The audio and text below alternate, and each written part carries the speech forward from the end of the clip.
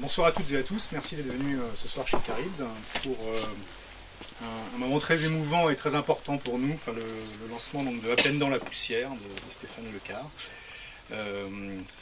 qui est un auteur qu'on aime beaucoup en fait depuis qu'on avait découvert, pour des raisons qui restent un peu mystérieuses en fait, Cavale Blanche dans sa première version, donc la version bleue. Des feintes. Ah, j'ai eu un prix depuis. Oui, tu as eu le prix féminin, on trouvait que ça correspondait bien à ton univers. Et dans sa nouvelle version, donc chez Sixto. Et donc ce soir, on a un super recueil de nouvelles dont on va vous parler en fait un peu ce soir. Mais j'aimerais bien que Antidata, donc l'éditeur de ce recueil, c'est moi qui présente en fait donc Stéphane pour les gens qui ne le connaîtraient pas, parce qu'il peut y en avoir quelques-unes. Donc nous on a rencontré Stéphane en 2013, enfin on n'a pas vraiment rencontré Stéphane, en fait on a rencontré une nouvelle qu'il nous avait envoyée pour un recueil collectif, celui-là. La version originale, c'est un recueil sur le cinéma qui est sorti l'année dernière. Donc Stéphane fait partie des gens dont on fait la connaissance d'abord par l'intermédiaire d'une nouvelle qui nous envoie pour un recueil thématique. Et c'était une nouvelle américaine, puisque Stéphane écrit soit des nouvelles américaines, soit des nouvelles bretonnes. Ou armoricaines. Armoricaines. Et des nouvelles, des buts de Chaumont aussi. Oui, c'est vrai. Il s'est mis aux nouvelles parisiennes il n'y a pas longtemps. Donc la nouvelle, évidemment, nous avait beaucoup plu, sinon on n'aurait pas publié. Elle avait beaucoup de personnalité. Et ensuite, moi j'ai lu Cavale Blanche dans la foulée. Et en fait, je dois dire que même si j'ai beaucoup aimé la nouvelle écrite sur le cinéma, c'est surtout Cavale Blanche qui m'avait frappé à l'époque. Cavale Blanche, c'est un polar, mais en fait, ce que j'avais trouvé génial dans Cavale Blanche, c'était les descriptions de la Bretagne. Je trouve que c'est quand même super rare de voir quelqu'un qui arrive à décrire des paysages de façon aussi peu ennuyeuse. C'est vraiment... La partie polar et action était presque ennuyeuse par rapport aux parties de description de la marée, des îles bretonnes, etc. Enfin, bref, donc suite à ces deux textes, on s'est intéressé de plus près au bonhomme et on a fait comprendre qu'on était tout à fait ouvert à la publication d'un recueil de nouvelles, puisque c'est notre spécialité. Et voilà, donc Stéphane a publié d'autres nouvelles chez d'autres éditeurs, principalement autour du rock'n'roll. Parce que voilà, j'en écoute un peu. Voilà, il en écoute un peu, c'est aussi un peu un cow-boy. Et donc dans À pleine dans la poussière, il y a une première partie, je pense que Hugues t'en parlera plus en détail tout à l'heure, mais on n'a pas voulu faire une espèce de Macédoine. On a préféré mettre les nouvelles américaines au début. Elles ont plus d'action. On a donc mis les nouvelles, ton nouveau registre parisien, on l'a mis au milieu. En transition. Ça sert d'interlude en quelque sorte.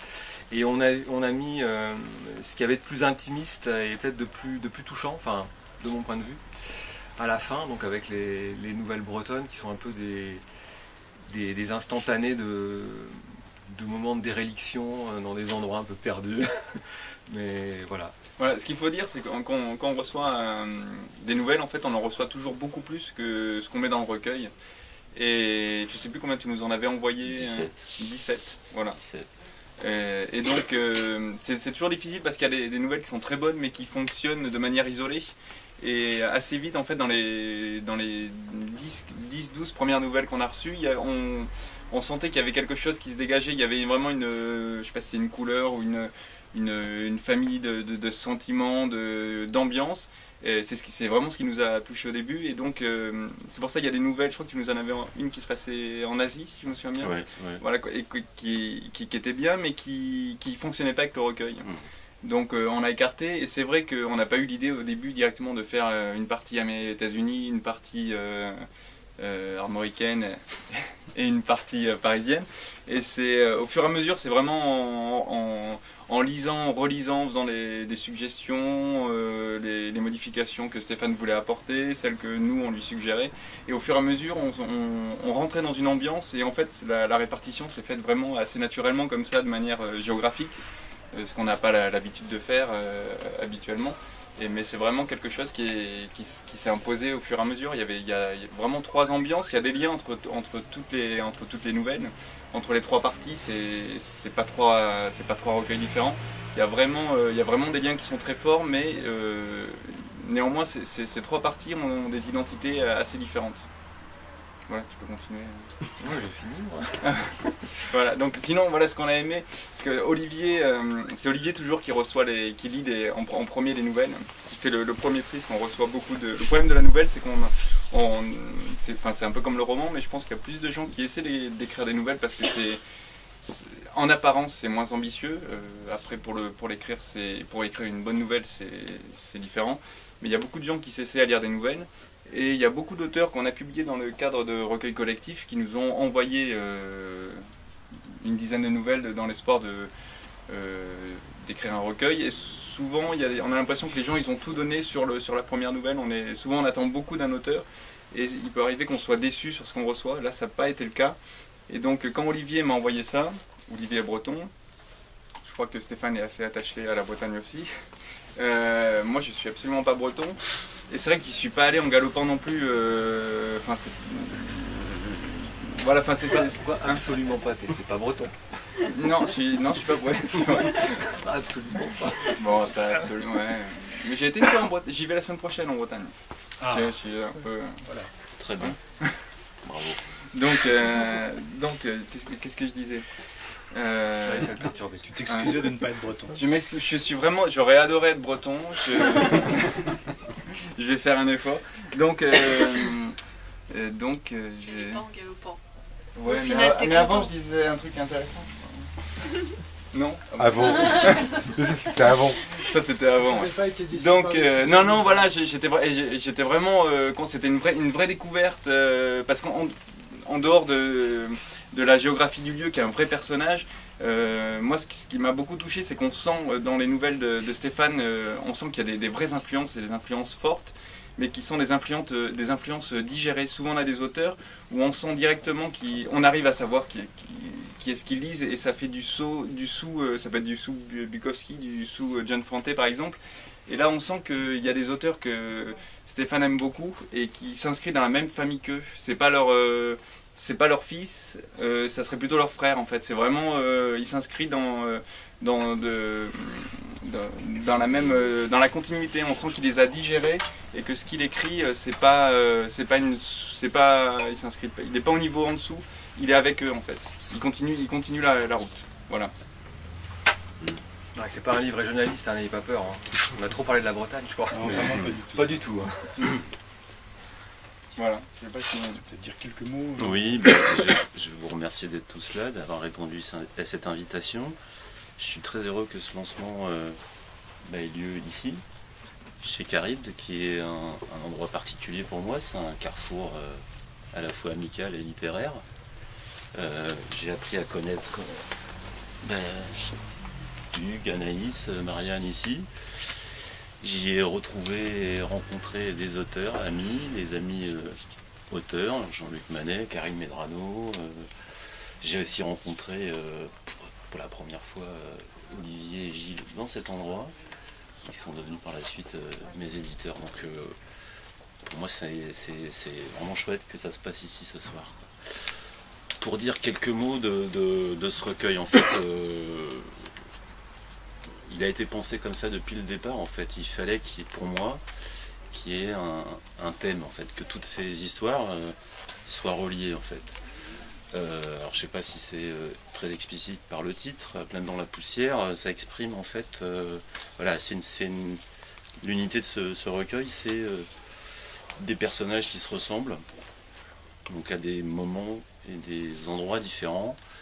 C'est des types, des solitaires amochés, comme c'est écrit joliment sur la 4e de couverture, des types qui dégustent en fait, qui mangent, qui en prennent un peu plein les dents. Gentiment ou violemment pour quelques instants, ou alors pour des sortes de boucles répétitives auxquelles il n'arrive pas à échapper, quoi. C'est un thème, je crois que c'est un sujet qui me touche. Moi je me reconnais bien dans ces espèces de gamelles existentielles ces personnages qui morflent en fait. Alors, selon la formule célèbre, je ne sais pas si chacun aura son quart d'heure de gloire dans la vie, mais ce dont je suis sûr, c'est que chacun sait ce que c'est qu'un sale quart d'heure, quoi.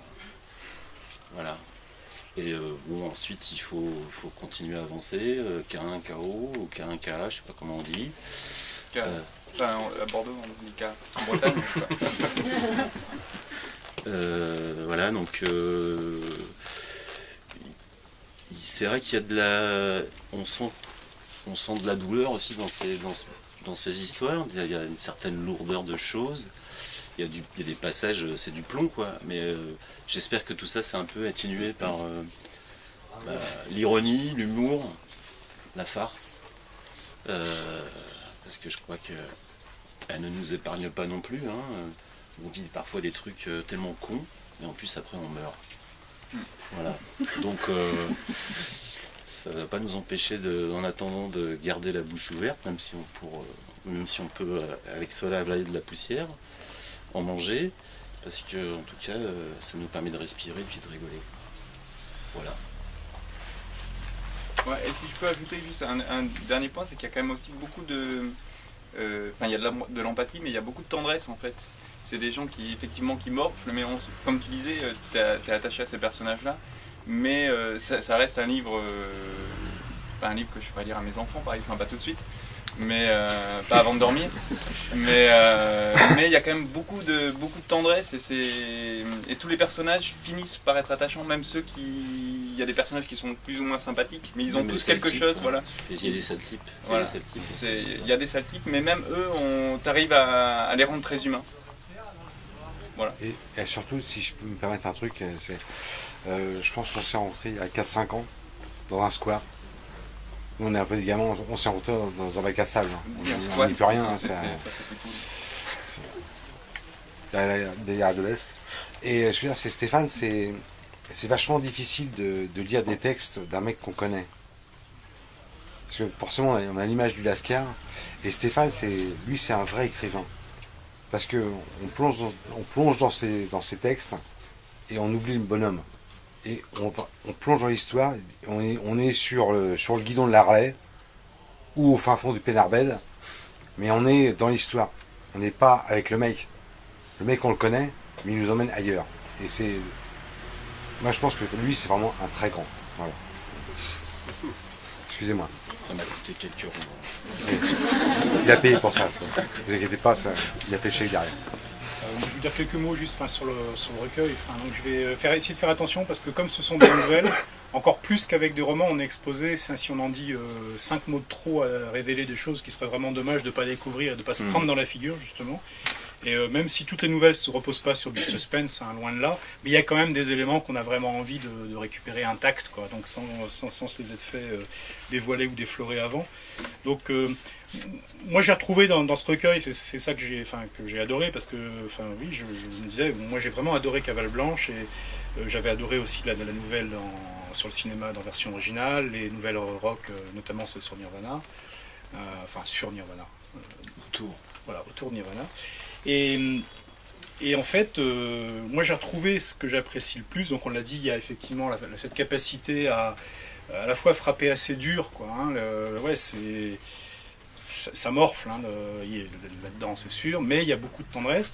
Mais je trouve que Stéphane a une capacité à prendre des univers parfois assez différents, donc un imaginaire d'Ouest américain, par exemple, et puis à le faire télescoper avec autre chose, comme ça brutalement, et puis il en sort quelque chose de nouveau qu'on n'a souvent jamais vu. Ce qui est bien, et ça rejoint ce que disait Gilles, c'est que même quand il y a effectivement des résonances avec des auteurs qu'on connaît, et tout, c'est vraiment quelque chose de différent, quoi, et de très original, et je trouve ça particulièrement sympathique. Et donc, moi je vous propose de vous dire quelques mots, donc sans trahir ce qu'il y a dans ces nouvelles. Et je vais peut-être pas respecter l'ordre thématique que vous aviez choisi, je vais prendre d'une autre manière, et on lira peut-être quelques extraits de certaines. Donc une par exemple, c'est la deuxième. Il faut imaginer, vous êtes un agent rock, de musique américain, et vous recevez un groupe étranger, puis il y a un petit temps mort là et tout. Puis bon, vous dites, vous allez les emmener voir votre famille à la campagne. Ça c'est sympa, Voilà, on prend la voiture, hein, aux États-Unis, on roule pas mal. Puis hop, on taille la route, et puis on va aller visiter la famille à la campagne, quoi. Et évidemment, on se dit, ouais, visiter la famille à la campagne, ça paraît assez anodin finalement. Oui, mais on est aux États-Unis, il y a quand même toujours un peu de délivrance qui est pas très loin. Il y a des gens qui font de la méthadone dans des camping-cars, enfin, ce genre de choses. Et finalement, il peut se passer bien des choses, quoi. Et je vous encourage à découvrir ce qui peut se passer. Je sais pas si tu souhaites lire un extrait de celle-là ou Je peux. tu veux. Le van filait dans la nuit sur l'Interstate 40 West en direction de Little Rock, Arkansas, doublant les énormes trucks illuminés comme des bordels. Les camions, les globules rouges de l'Amérique. Sans eux, le pays s'effondrerait sur lui-même en 3 jours. Asphyxié, affamé. Porkloin et ses clients avaient quitté Memphis, Tennessee, tard, après le concert des Suédois au Gunner Records sur Young Avenue, Midtown. Ces gars-là se faisaient un petit plaisir. Une tournée aux States, de New York à Chicago, en opérant une vaste boucle par le sud. Leur rêve américain. Il y en a marre de tous les dégénérés qui débarquent ici. Bon, ça, cette fois, ça peut encore aller, hein. C'est pas des négros ou des mecs, voire des hadjis. Qu'ils restent en Irak, ceux-là. Le groupe des Suédois s'appelait les Black Colts. Ils jouaient du rock garage. Porkloin n'avait jamais entendu parler d'eux. À voir où les Black Colts donnaient leurs sets, boutiques de disques, bars et clubs pour petites pédales urbaines, il n'y avait qu'une raison de s'en étonner. Porkloin s'en foutait d'ailleurs. Porkloin s'en foutait d'ailleurs pas mal du garage. Ils avaient du fric, ces connards. Les petits cachets touchés pour les concerts, c'était juste de l'argent de poche. Le reste, la location du van, avec chauffeur notamment, ils le payaient avec des bifetons neufs et lisses, dont ils semblaient posséder d'abondantes réserves. Porkloin, une Babst demanda Lars, le clavier dans son dos. Non, j'ai dit, pas au volant sur l'Interstate, à cause des flics. Et puis mollo sur la bœuf. Hein. On dirait qu'il y a un feu de broussailles dans le van. Éteignez le plafonnier, s'il vous plaît, grogna Porkloin. Ils s'en payaient une bonne tranche, les Suédois. Pour eux, c'était des vacances. Binous, spiritueux, herbe, coke même. S'en procurer, c'était aussi le boulot de Porkloin. Il prenait bien sûr sa petite commission à chaque fois. Une petite bénédiction quand même, ce job. Il était à Atlanta quand son vieux pote Steve l'avait appelé à la rescousse. Le chauffeur du van des Suédois, un certain Carlos, après un petit accrochage sur la 85 vers Athens, s'était envolé sans attendre la police de la route. Sûrement un de ces bouffeurs de maïs clandestins qui venait de décider que la cueillette des pamplemousses en Floride, c'était plus sain pour la santé qu'un coup de pompe dans le derche, suffisamment fort pour se faire envoyer directement sur l'autre rive du Rio Grande. Porkloin avait dit OK pour l'intérim.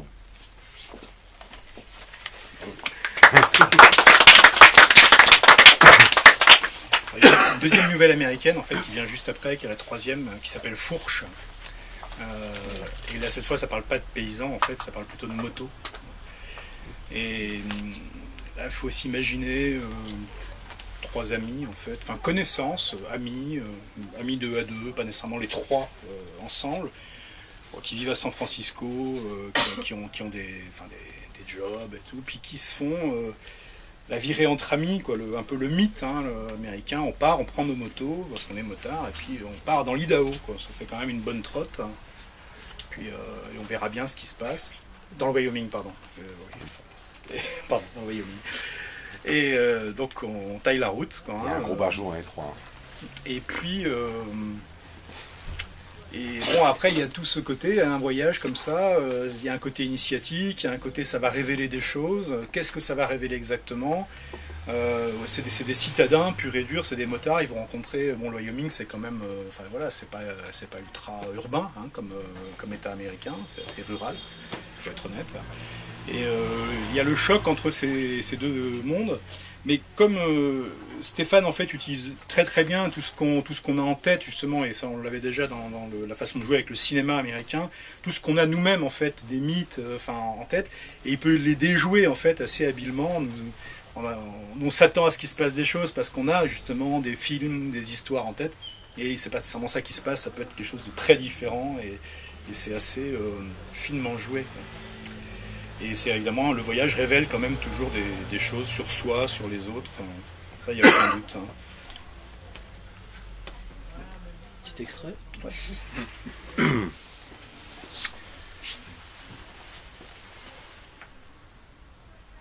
avait sans doute la moitié de son âge. Sa chevelure brune cascadait jusqu'à ses épaules rondes et dénudées qui retenaient son haut lâche. Elle portait un short en jean découpé. Elle vint jusqu'à eux, le sourire largement ouvert. Malgré l'écartement entre ses deux incisives centrales, parfaitement carrées, la serveuse était la plus désirable jeune femme rencontrée depuis leur départ. « Bienvenue au Buckhorn, messieurs. Nouveau dans le coin ?»« Exact, on vient d'Oakland, Californie, glissa Nick. »« Belle balade. »« Ouais, mais je crois que ça valait le coup de venir jusque-là, dit Mackie, charmeur. »« Que diriez-vous d'une bière des Rocheuses ?»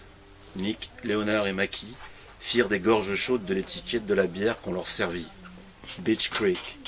La serveuse avait l'habitude.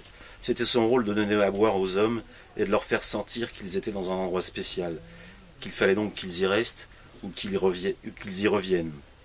Ils avalèrent les deux premières tournées rapidement. À la troisième, Mackie, qui avait toujours gardé un œil sur la brunette, s'enhardit. « Moi c'est Mackie, et voici Nick et Léonard. Comment tu t'appelles » demanda-t-il. « Beige. »« Quoi ? Beige. Comme la couleur. Ça ne veut pas dire que je suis terne. »« Non, bien sûr. »« C'est délicieux ce que tu as là, fit Mackie en passant de façon ostensible le bout de sa langue sur ses propres incisives. Diastème. Ça s'appelle un diastème, le trou entre mes dents, dit Beige. Tout sourire, mais un bref éclair menaçant dans les pupilles. Mackie ne le remarqua pas. T'es du genre futeux, toi, hein ? J'aime ça. Futé ? Y a pas que des idiots dans le Wyoming, motard. J'ai l'habitude que les hommes viennent me raconter leur salade, et la plupart finissent par me parler de ça. Je sais ce que ça signifie. Ils voudraient y frotter leur queue. Autant te dire que si ça passe entre mes dents, ça ne m'intéresse pas. Excuse-moi, on m'appelle. Beige tourna les talons, laissant Mackie totalement interdit, la face rouge. Nick et Léonard éclatèrent de rire. Ma foi, dit Léonard, c'est ce qui s'appelle se faire mettre en boîte et de belle manière. Elle a du chien, cette petite. Ouais, gronda Mackie furieux. La bière salope, je comprends mieux. Il est peut-être temps de basculer au fond de la salle. Allons manger un morceau, proposa Nick, diplomate.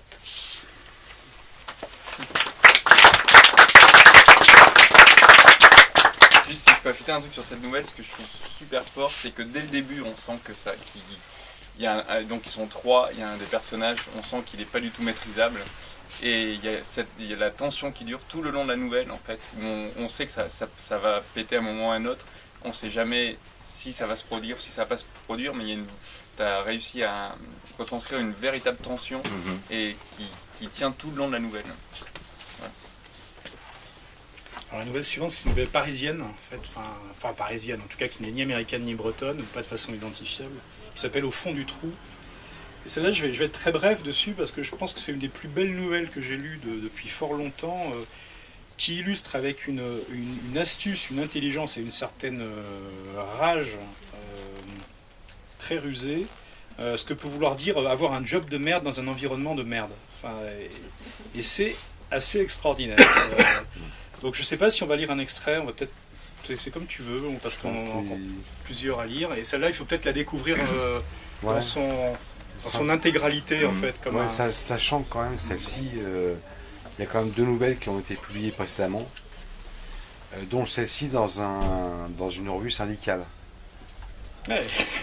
Oui, c'est vrai qu'elle est sortie en appetizer, en hors d'œuvre, dans la Nouvelle Vie ouvrière. Ouais. L'hiver un vrai truc. Elle a été illustrée d'ailleurs par Anne van der Linden, qui dans son style aussi bien trash. Ouais. Voilà, et j'en suis... Donc ce que t'en dis est exactement ça, quoi. C'est l'organe de un organe cégétiste. Ouais, CGT, exactement. Bah oui, je travaille aussi. J'en viens du boulot. Mais je peux dire 2 mots sur cette histoire, parce qu'en fait, c'est le premier texte que j'ai écrit, en fait, de ma vie, il y a une 12aine d'années. Et elle est assez directement inspirée par mon expérience dans le milieu publicitaire. J'étais en train de régler mes comptes, quoi, d'une certaine manière. Et donc j'ai fait des chiottes dans l'entreprise, espèce de révélateur des relations entre les salariés et de la condition salariale, notamment dans ce bel univers. Voilà. Voilà, donc on lui dit justement, n'en lit rien, mais justement elle est un peu dans dans l'air du temps. Et, Ah oui, oui, ça. La première phrase, c'est là que j'ai tout compris. C'est là que les articulations de cette vaste farce se sont déchirées et que leurs ligaments obscènes sont apparus devant mes yeux fascinés. C'est les toilettes. Ouais, voilà. On n'en dit pas plus. Non, c'est vrai. Voilà, donc, là, on va faire un petit détour justement par la Bretagne. Donc, il y a On va 4 prendre des nouvelles, vacances en du fait. coup. Pas le boulot. Je vais garder en fait la première nouvelle bretonne pour la fin du parcours en Bretagne. Je vais parler de la première qui s'appelle. Alors moi, bien qu'étant breton, je parle pas breton, donc je vais sûrement prononcer très mal, mais ça s'appelle Arvour-Schnevez et ça veut dire le bourg nouveau. Et elle est très très belle cette nouvelle. Alors on rentre dans une zone un peu où il y a toujours de la dureté, des gens qui ont été assez malaxés par la vie, mais où il y a une espèce de nostalgie, de tendresse qui est très très présente dans celle-là, Bretagne mise à part. Et dans le bourg nouveau, il y a vraiment le sentiment que une personne a eu la vie qu'elle a, elle a pris les coups qu'elle a pris, puis son environnement d'enfance, de jeunesse, les souvenirs en fait sont plus à la hauteur et eux-mêmes ont dérivé dans une autre direction et ça crée quelque chose de très très fort, de très poignant. Je trouve que c'est la nouvelle qui est probablement la plus poignante en fait. Alors il y en a une autre qui l'est également, mais celle-là, je trouvais très touchante et fait assez mal et en même temps est très très belle. Un petit Extrait. La catastrophe s'annonçait. Que s'était-il donc passé? Il ne savait l'expliquer. Au cœur du bourg, des mots étranges, des références curieuses s'étaient dessinées et allumées. Il achetait son pain de tradition, né avec le nouveau siècle, toujours avide d'histoire et de références, au fournil d'Ophélia, avec à chaque fois l'impression de passer le voile d'entrée d'un sex shop. La boulangère avait suivi une formation de marketing aux résultats grotesques. Plus loin, dans une gargote étroite, des hommes venus d'ailleurs cuisaient la viande sur un pieu rotatif et rasaient les joues de cet empilement carné pour en bourrer des sandwichs coniques appréciés par des bandes de jeunes à dreads et vareuses militaires accompagnés de bandes de chiens libertaires. Les maudits fourriens, comme les surnommait la charité particulière des laborieux, qui crevaient de leurs boulots insensés et de leurs caddies lourds, manœuvraient sous le ciel de néon des mines commerciales. Kerberbère était le nom de cet endroit à l'odeur chaude de graisse. Il ne manquait pas d'humour au moins, ces charcutiers orientaux. Les bars du bourg annonçaient fièrement la couleur de bières indépendantistes. Ça plaisait. Les microbrasseries régionales avaient fleuri en quelques printemps révolutionnaires, surfant sur l'engouement et la mousse de la macro-soulerie collective qui, elle, n'avait pas franchement changé de visage, juste celui de ses adeptes.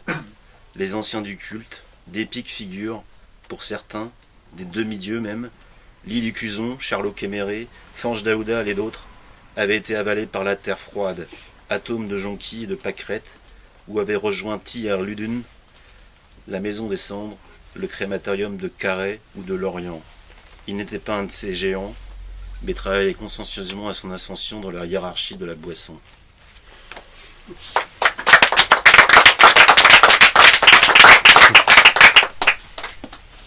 Après, il y en a une nouvelle qui se passe aussi en Bretagne que j'aime beaucoup, qui s'appelle Presque Killed, et qui, en fait, je trouve que c'est là qui fait peut-être le plus la fusion entre les différents morceaux en fait du recueil, parce que en fait c'est une nouvelle américaine projetée en Bretagne.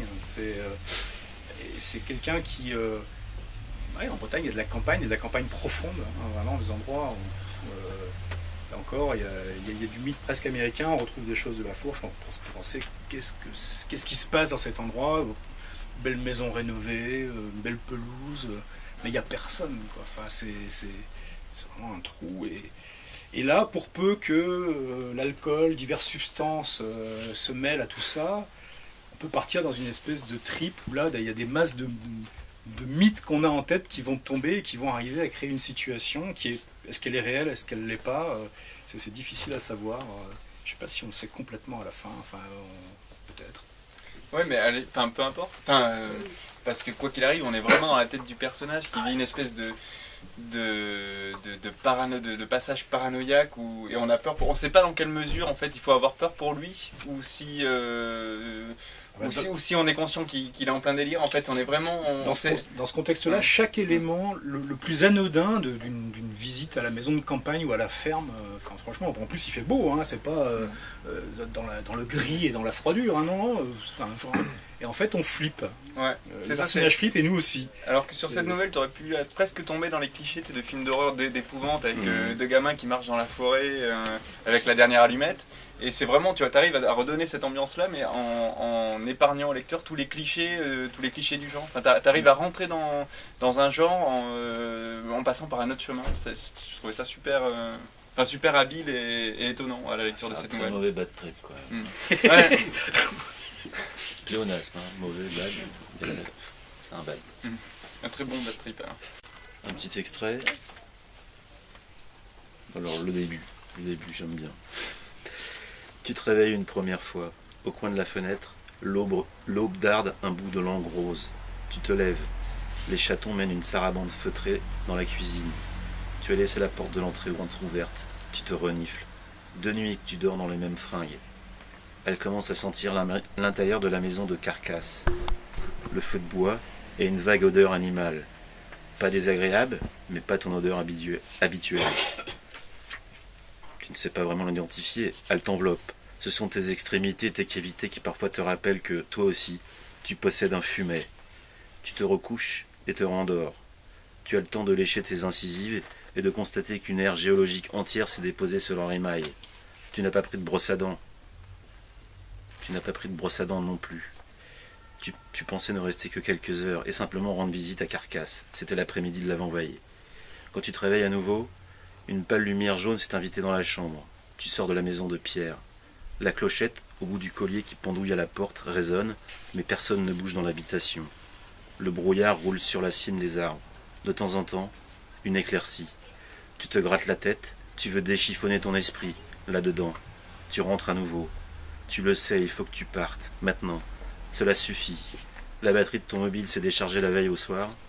Tu as eu le temps de passer de brefs coups de fil, plus haut sur le chemin, là où ton téléphone parvenait à choper une barre de réseau. Tu as différé 3 fois ton retour à la maison, de façon laconique. Tu sens que tes géniteurs qui t'y attendent ne vont pas le supporter depuis longtemps. Tu es un grand garçon, un grand con, un homme. Ils s'inquiètent. Tu as raison, ils t'aiment, et toi tu leur as fait baver avec tes conneries. Cela ne date pas d'hier. Il a eu au bout des nuits, de l'angoisse, des larmes et des os cassés. Allez, tire-toi. Mâchouille une tomate, bois un verre d'eau, rince-toi le visage et pousse jusqu'à la chambre de Carcasse. Ose frapper doucement. Il émerge, tu lui dis, 10 heures, j'y vais. Ouais, t'es matinal aujourd'hui, attends, j'arrive.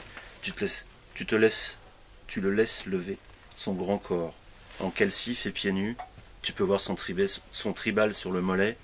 Il va uriner dehors contre le muret. C'est peinard à la campagne. Tu avais l'air moins glorieux tout à l'heure, assis sur le cabinet, la porte des WC dégondée et emportée pour qu'on y paye une décoration. Tu veux boire un café, manger un morceau? Non, c'est bon, je suis prêt. J'ai mangé une tomate, tu réponds. Tu as surtout l'impérieux désir de monter dans la voiture, de partir, de fermer cette parenthèse.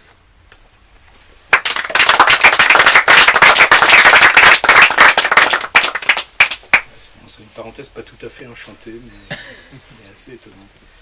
La troisième nouvelle, c'est celle qui clôt le recueil, en fait, qui est peut-être c'est peut-être la plus triste de toutes, enfin la plus émouvante. Prend un endroit particulièrement emblématique, je pense, pas seulement de la Bretagne, du monde entier, enfin en tout cas France, qui est le bar en fait de village, de petite ville, le bar où on a passé beaucoup de temps à l'adolescence, et les souvenirs de jeunesse, de musique. Il y a un jukebox dans un bar, en tout cas de ces époques-là. Et évidemment, ça, avec le temps qui a passé, tout ce que le personnage a vécu entre-temps, il y a le télescopage entre ce qu'il est aujourd'hui et puis les souvenirs que ça renvoie, et notamment les personnes qui ne sont plus là, quelles qu'en soient les raisons, celles qui ont disparu.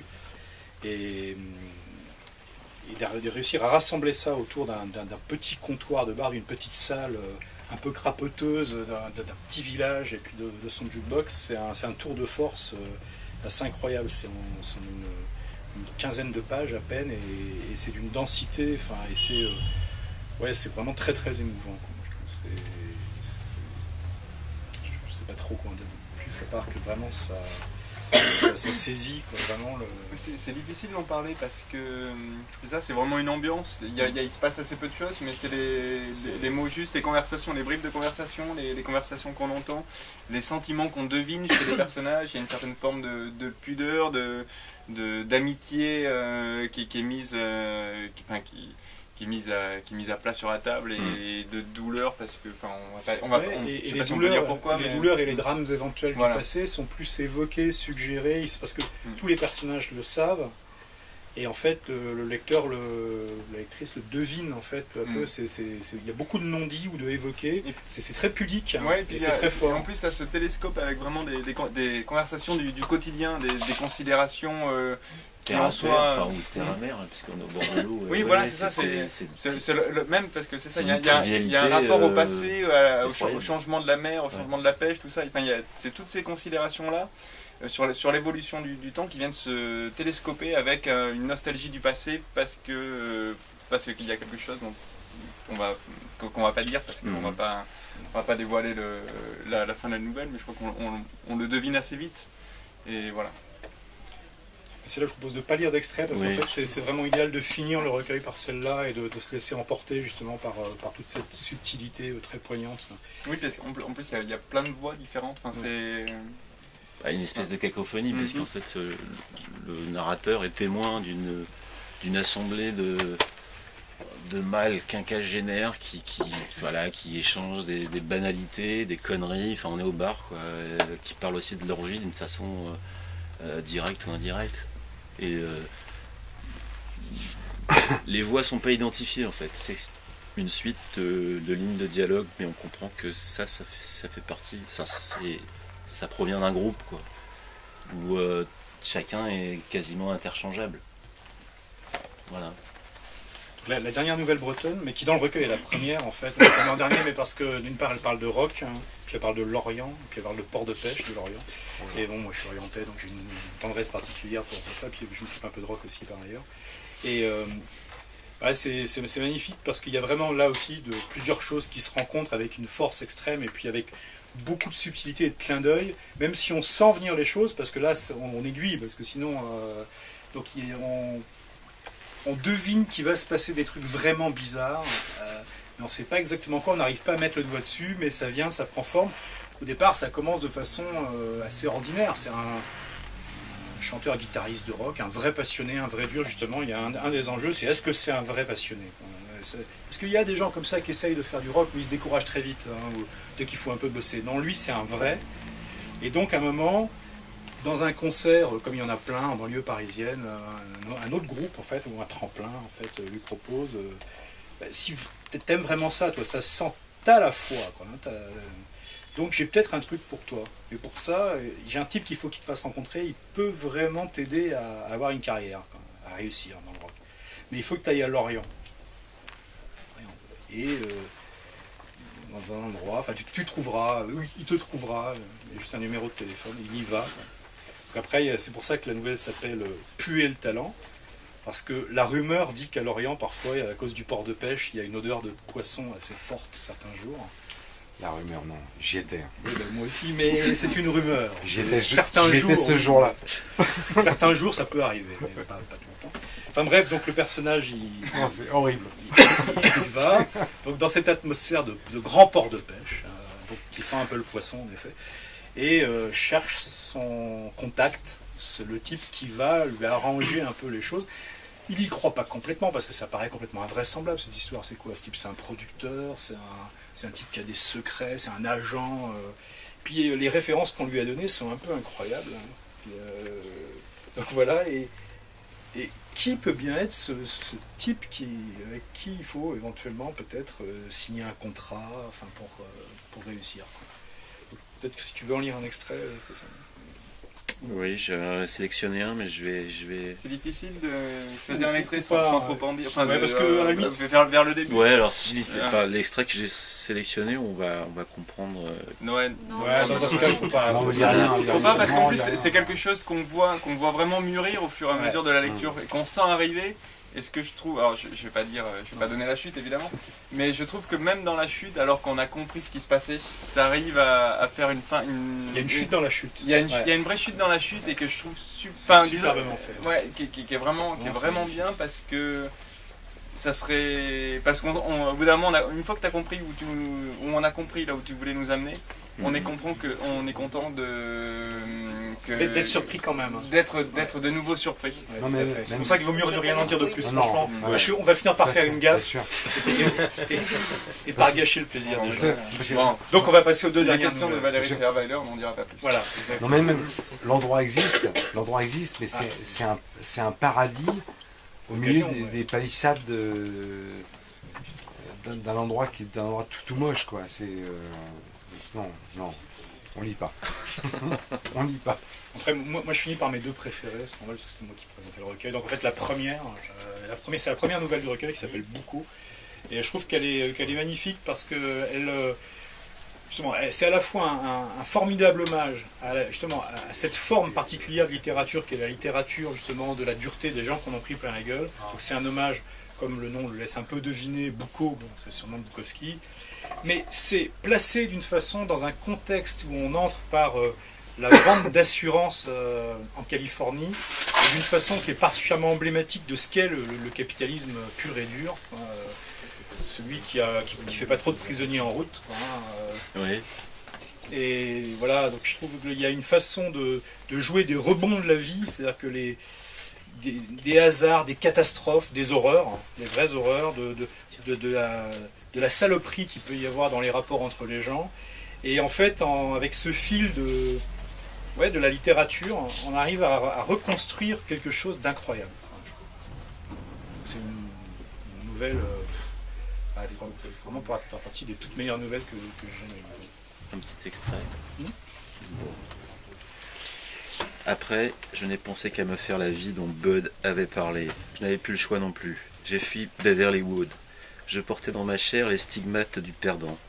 Frances a vendu la maison. Il m'en est revenu quelques dollars. Aux abois, j'ai acheté ce pavillon miteux à Inglewood où personne ne me connaissait. Il flottait à l'intérieur une odeur de pisse de chat. C'était toutefois une affaire car situé en pleine zone résidentielle, au bord d'une des pistes du LAX, l'aéroport international de Los Angeles. Le couloir d'atterrissage passait juste au-dessus de l'habitation.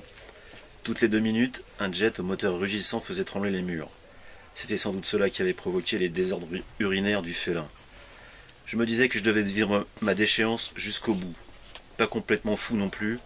J'ai souscrit une assurance tout risque intégrale. Un véritable sacrifice dans ma situation.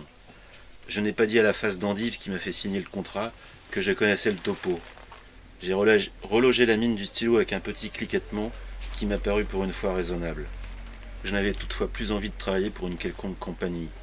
À quoi ça riait en plus, un expert qui ressemblait à une victime. La vitalité m'avait quitté. J'ai quand même acheté une prothèse de base, une jambe en plastique, rigide et de couleur chair.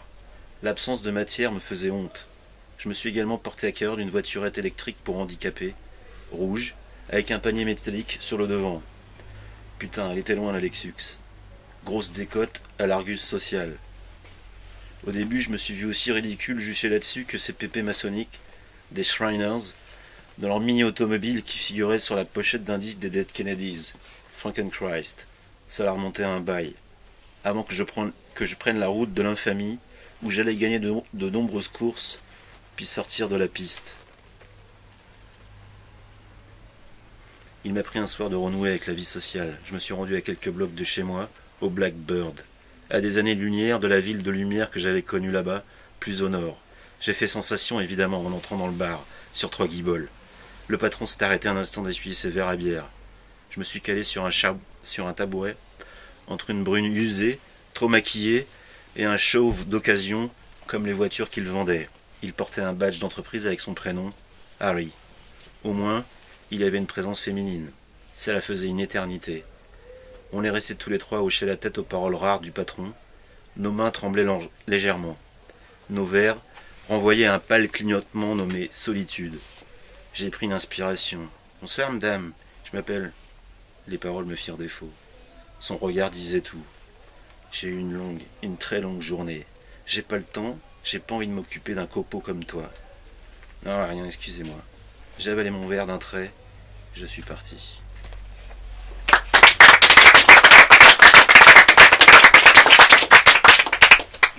Pour faire ce que fait Stéphane là en 15 pages dans cette nouvelle, c'est-à-dire faire le triomphe d'un winner américain, enfin de vraiment le pognon, tout ce qu'il faut, la déchéance totale et brutale, et puis l'horreur, et puis le rebond qu'on n'attend pas, et d'une façon vraiment étonnante. Il y a des gens qui mettent 500 pages pour faire ça, il le fait en 15 pages, c'est assez incroyable. Enfin, un rebond, oui, enfin, façon de parler. Bon, allez, la dernière nouvelle, hein, c'est ma préférée, ça se passe au but de Chaumont. C'est l'histoire de pétanque. Ouais, parce qu'il y a des gens, mais comme dans beaucoup d'endroits en France, mais au but de Chaumont notamment, il y a des gens, il y a des espaces, les gens ils jouent à la pétanque. Et ça s'appelle la voix du pétanquiste. Hein. Et ouais, bon, non, de toute façon, ça apparaît assez vite, mais voilà, il faut imaginer quelqu'un, et j'en dirai pas plus sur ce personnage parce qu'il a une richesse et un côté complètement étonnant, et qui n'est pas le narrateur, qui est un personnage que rencontre le narrateur, mais qui est un samouraï de la pétanque. Hein. Et c'est énorme, c'est vraiment magnifique. C'est peut-être. Ouais, c'est un samouraï de la pétanque. Non, mais je rigole pas. Hein, mais je dirais, c'est peut-être pour moi une des seules où Stéphane se met un peu tout nu, et c'est Far Cohen quand même. Surtout Jim Jarmusch,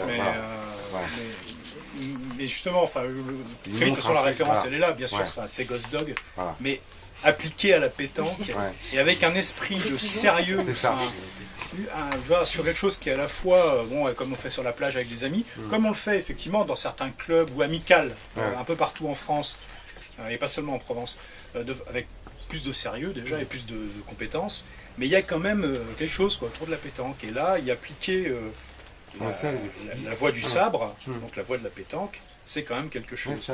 Et ça pourrait être juste une métaphore. Et en fait, c'est fait d'une manière telle que le personnage est tellement crédible, tellement fort là-dedans. Le narrateur qui joue avec, qui a du mal à y croire. Au départ, c'est normal, c'est quand même assez étonnant, un samouraï qui joue à la pétanque.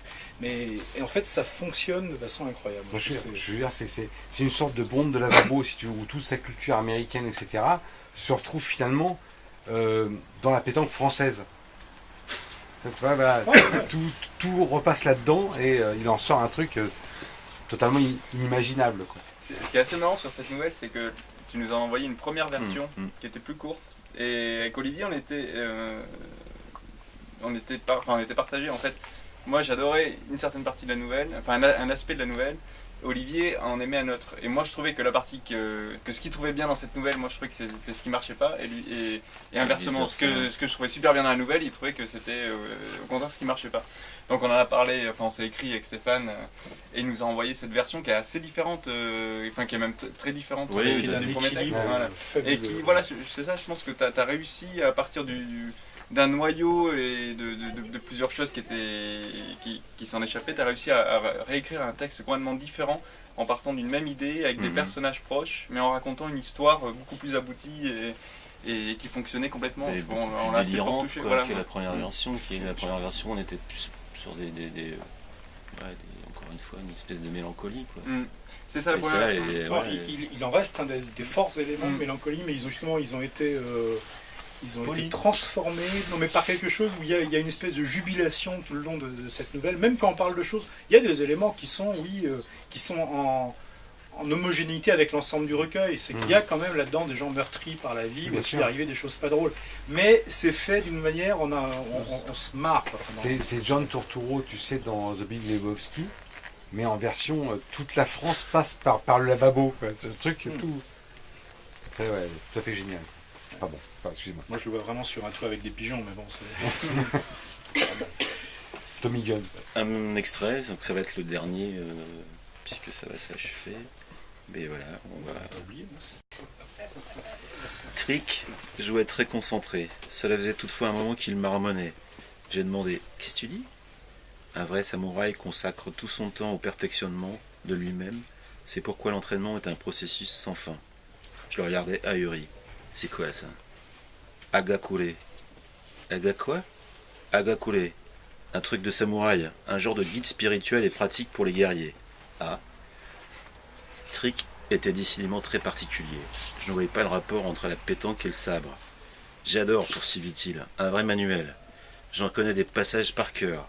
Agakure, ça veut dire quelque chose comme à l'ombre des feuilles. Ça tombe bien, on est sous les platanes. Il émit un petit rire. J'avais l'air con avec mes connaissances en provençal et mon habileté moyenne à placer et tirer. À chaque fois que je croyais avoir placé une bonne boule, le trick me la chassait de façon impeccable. C'est la guerre, déclarait-il sobrement. Merde. J'ai quand même réussi à lui mettre 7 points avant qu'il ne conclue la seconde partie. Cela me paraissait honorable. Il me félicita. Je vais me coucher, j'ai fait. Je crois qu'il est temps. Ok mon pote, tu t'es bien défendu. Ça me plaît. Qu'est-ce que tu fais samedi prochain? C'est pas trop. Rien de spécial. Le club des vieux organise un concours de doublettes. J'ai essayé de m'incruster dans une partie aujourd'hui. Ces vieux renards n'acceptent que leurs inscrits. J'ai juste le droit de passer mes journées à les regarder. Je leur montrerai bien de quel bois je me chauffe. J'ai besoin d'un partenaire qui s'accroche. T'en es? Et puis il y a une petite somme à gagner, en plus de leur vilaine coupe en étain. Il m'intriguait. Je finis par dire oui à sa proposition. C'était quand même autre chose que mes amis. T'as du temps cette semaine? En fin d'après-midi? En soirée? Tu te débrouilles bien, mais j'aimerais qu'on rôde notre numéro, qu'on s'affûte. Je t'apprendrai quelques trucs. Je crois pouvoir trouver ça. Super, on se dit demain au café à côté, 18h. Je traversais la rue pour monter jusque chez moi. Je ne le connaissais pas. Il était bizarre. Il jouait bien à la pétanque, avec une ligne de conduite toute personnelle. D'où sortait-il? Je m'écroulais dans le lit. Je m'écroulais dans le lit et rêvais cette nuit-là. Zatoichi et Mifune meulaient des boules d'acier pour en polir l'arrondi avant de les balancer vers les pieds de leurs ennemis. Ils tombaient comme des mouches.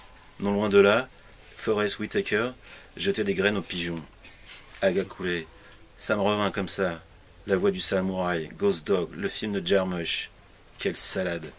Je n'étais pas né dans les Bouches-du-Rhône, mais le cinéma, ça me connaissait.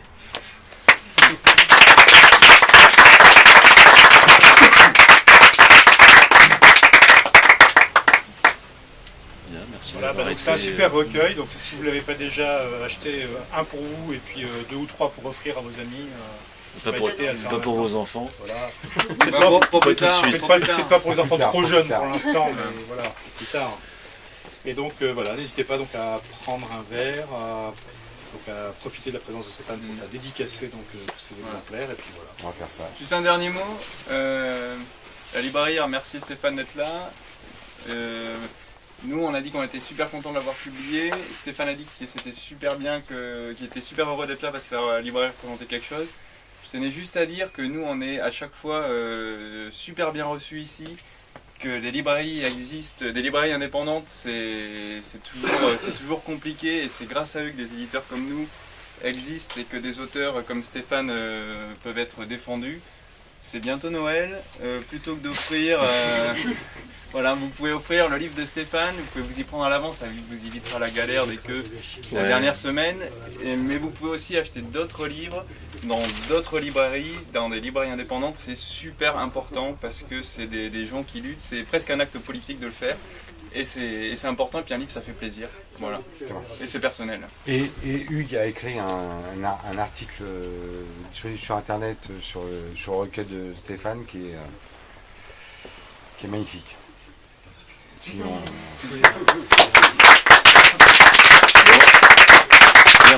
Merci d'avoir été si attentif et merci d'être venu.